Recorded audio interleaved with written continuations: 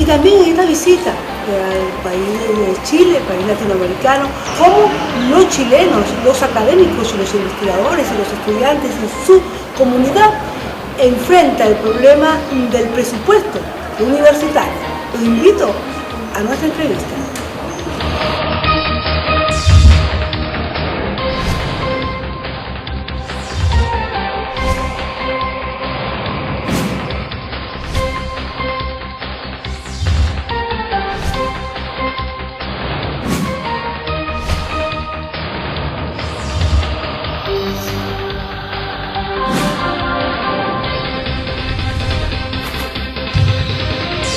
Programa especial de nuestro programa Encuentro Académico para todas las redes sociales y por supuesto para DAT Televisión. Nos conseguimos con el ex embajador de México en Chile, el profesor Otto Granado, para ver desde su punto de vista lo que hemos podido conversar y lo que hemos escuchado de sus conferencias, esa mirada a América Latina. ¿Qué nos ha pasado, profesor? Bienvenido a Encuentro Académico.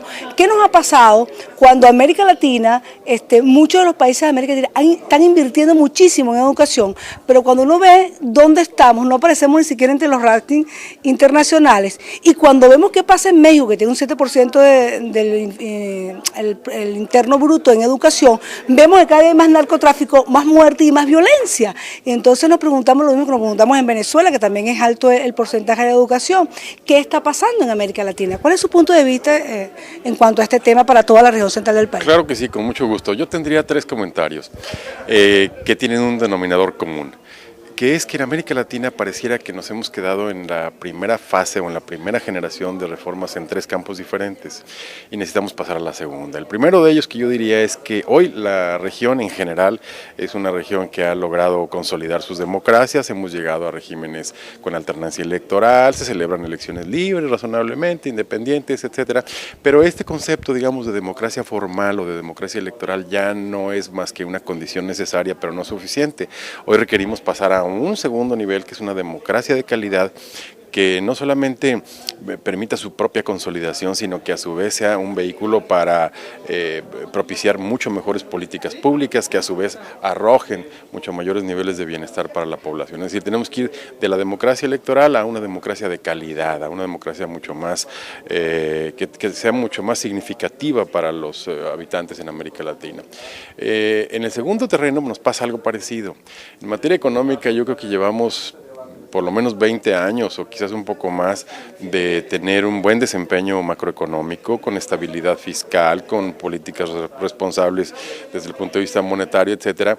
Pero como nos demostró la crisis del 2008, el tener una estabilidad macroeconómica ya no es más que una condición apenas necesaria. Hoy lo que requerimos es una economía que recupere los altos niveles de crecimiento como una precondición para crear los buenos empleos que necesitamos, para poder acortar las brechas de desigualdad y lograr otros objetivos superiores en ese sentido. Entonces, al igual que pasa con la democracia, ahora tenemos que ir de la estabilidad macroeconómica a una economía en crecimiento y una economía competitiva.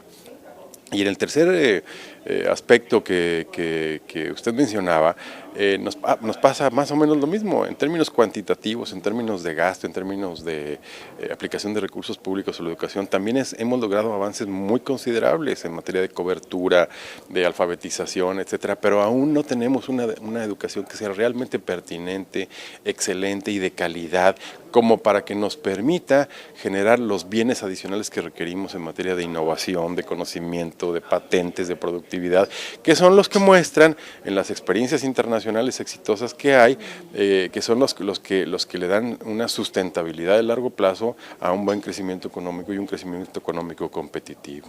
Sí, pero cada día América Latina se convierte en menos competitiva en comparación con otros países. Nuestra calidad de la educación en todos los ambientes, se ha hablado de la importancia de la calidad de la educación. Tenemos años escuchando la calidad de la educación, conocemos los problemas, los vivimos a diario, no solamente en América Latina, donde hemos compartido saberes, se dice lo mismo, pero siempre esta pregunta se la hice a la UNESCO, al embajador de la UNESCO en una oportunidad hace 19 años.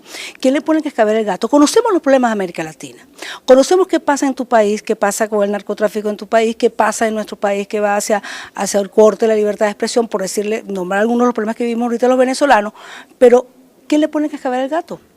Cuando hablamos de América Latina, en este capítulo en particular, lo hacemos en realidad por una especie de economía del lenguaje, porque ya no podemos decir América Latina es esto otro. Hay que hablar de países y a veces dentro de los países de regiones. Yo diría, por ejemplo, pondría dos ejemplos, el caso de Chile y un poco el caso de Brasil. En el caso de Chile, como es evidente, han hecho un esfuerzo muy importante de volverse un país mucho más competitivo. Y si bien América Latina como región no ocupa altos niveles de competitividad, Chile sin duda está ya entre los primeros 50 países en materia de competitividad a nivel global.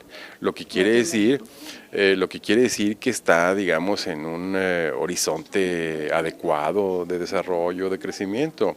Como ustedes recordarán, hace unos cuantos días Transparencia Internacional dio a conocer su nuevo informe. Chile mejoró 4 lugares, pasó del 25 al 21, si mal no recuerdo. ¿Qué quiere decir entonces? Quiere decir que dentro de esa gran región, dentro de ese gran concepto o categoría un poco cultural o geográfica que decimos América Latina, hay que ir a los casos específicos que muestran cierto éxito.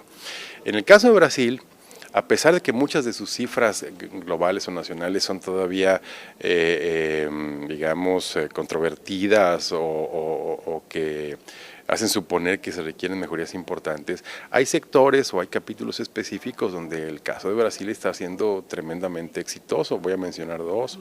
La industria aeroespacial.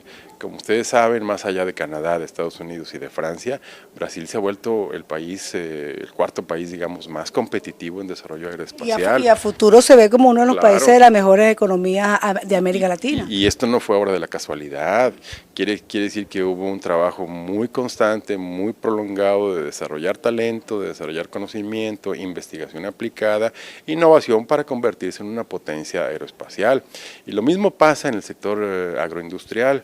Como ustedes saben, Brasil tiene un organismo que se llama Empresa Brasileña de Investigación Agropecuaria, que ha sido un poco el gran cerebro de la transformación agroindustrial que ha sufrido positivamente el Brasil. Y hoy Brasil es un país líder, no sé, en por lo menos 2 docenas, líder global, en por lo menos 2 docenas de producción agropecuaria, con además altos niveles de compatibilidad con el medio ambiente, de productividad. ¿Qué quiero decir con esto? Quiero decir que América Latina tiene que mirarse más hacia adentro para descubrir, para rescatar y para replicar las prácticas exitosas que están teniendo en distintos sentidos.